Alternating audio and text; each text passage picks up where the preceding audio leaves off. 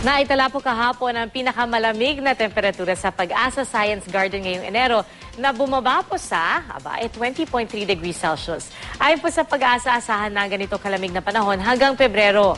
Balitang hatid ni Victoria Tulad. Ngayong Enero, asahan na raw ang mas malamig na panahon sa umaga. Ayon kasi sa Pag-asa, nakaaapekto sa bansa ang winter season ng China, kaya't mas malamig ang northeasterly winds na umaabot sa Pilipinas. Nakadadagdag din daw sa lamig ang hanging amihan. Ang amihan ay umaabot ng hanggang Central Luzon. So for December, halos nasa Northern Luzon lang yung amihan. So hindi natin masyado nararamdaman dito sa Central Luzon. Kahapon na itala ang pinakamababang temperatura ng buwan na umabot lang sa 20.3 degrees Celsius.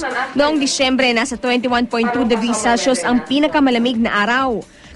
Karaniwan umanong mararamdaman ang mas malamig na panahon hanggang alas 8 o alas 9 ng umaga. Inaasahan ng Pag-asa na magtatagal ang ganitong panahon hanggang sa ikalawang linggo ng Pebrero. Para naman hindi gaanong lamigin, kape ang kasakasama ni Alex tuwing umaga. Simula nang pumasok ang bagong taon, napansin na raw niya na bahagyang lumamig ang panahon. Maginaw na ako ngayon ng konti. January na lumalamig yan. Dati December malamig na yun. Si Feli naman kahit balot na balot sa suot niyang dalawang panlamig, nangangatog pa rin. Kung minsan nga, nagmemedyas pa raw siya. Minsan sumasakit ang mga ano ko sa lamig niya. Yung balakang ko. Malamig talaga. Oo, parang ngayon lang ang Pasko. Si Leona na nalimutan ng jacket, nagkasya na lamang sa paglalagay ng bimpo sa balikat.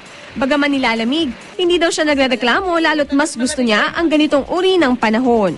Okay din naman dahil nape-pressure na. Gusto ko rin naman ng lamig eh. Hindi katulad pag mainit talaga, mainit pa ulo. Victoria Tulad, GMA News.